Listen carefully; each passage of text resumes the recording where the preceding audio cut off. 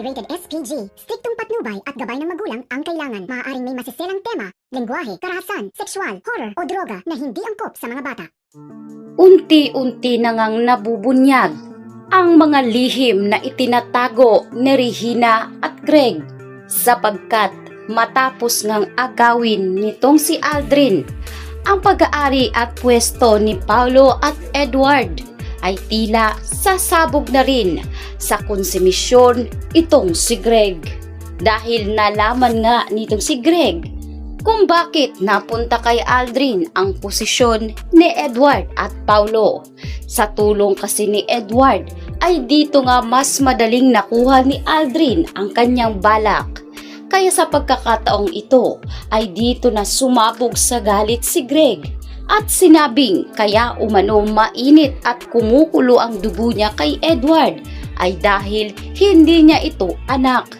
Bagay na ikinagulat ng lahat, lalong-lalo na si Thea, Marge, Paulo at lalong-lalo na itong si Edward.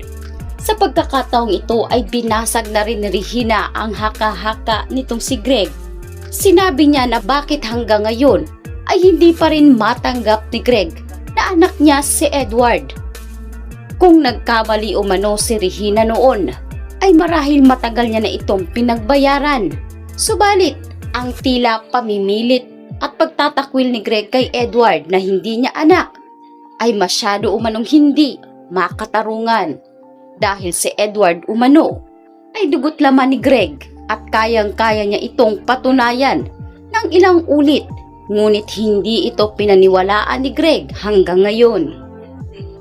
Hindi naman matanggap ni Edward na tsaka na lamang siya itatapon at itatakwil ni Greg matapos ang habang panahon. Sa pagkakataong ito sa sobrang sama ng loob ay umalis itong si Edward. Hinabol siya ni Regina. Ngunit maging si Regina ay hindi na rin pinakinggan ni Edward. Kaya naman para malaman ang totoo ay dito na kinausap ni Paulo si Aldrin dahil nalaman ni Paulo na ang ama ni Aldrin ang naging kalaguyo noon nitong si Regina. Tinanong ni Paulo at nilinaw niya kung totoo nga ba na si Edward ang bunga ng pagtataksin noon ng kanyang ina at ama ni Aldrin. Ngunit ang mga revelasyon ni Aldrin ang magpapatunay na nagkamali ang kanyang amang si Greg. Dahil sinabi ni Aldrin na hindi si Edward ang naging bunga ng pagtataksil ng kanyang ina at ang ama ni Aldrin na si Walter. Hindi umano nagkaroon ng anumang koneksyon o anak ang dalawa. Sadyang masyado umanong mapanghusga itong si Greg. Malaki umano ang kasalanan nitong si Regina kay Aldrin dahil umano sa konsumisyon ay namatayan siya ng ina at noon kasalukuyan ang kalaguyo ng kanyang amang si Walter ay itong si Regina. Subalit na pag-alaman umano nitong si Aldrin na tinapos na rin ni Regina ang kanilang relasyon matapos malaman ng ama ni Paulo na si Edward. Itong si Regina at Walter ay nagmamahalan.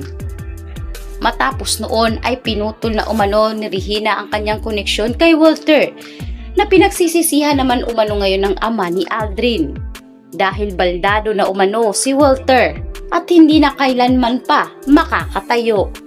Kaya naman dito'y napag-alaman ni Paulo na tunay palang anak at kapatid niya itong si Edward. Kaya agad ngang pinuntahan ni Paulo ang kanyang ama at dito nilinaw ang katotohanan. At mismong si Paulo ang gagawa ng paraan para mapatunayan kung talaga bang kapatid niya si Edward.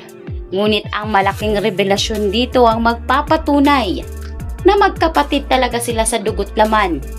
Kaya naman si Paulo agad niya ngang kinausap ng mahinahon ang kanyang inang si Edward.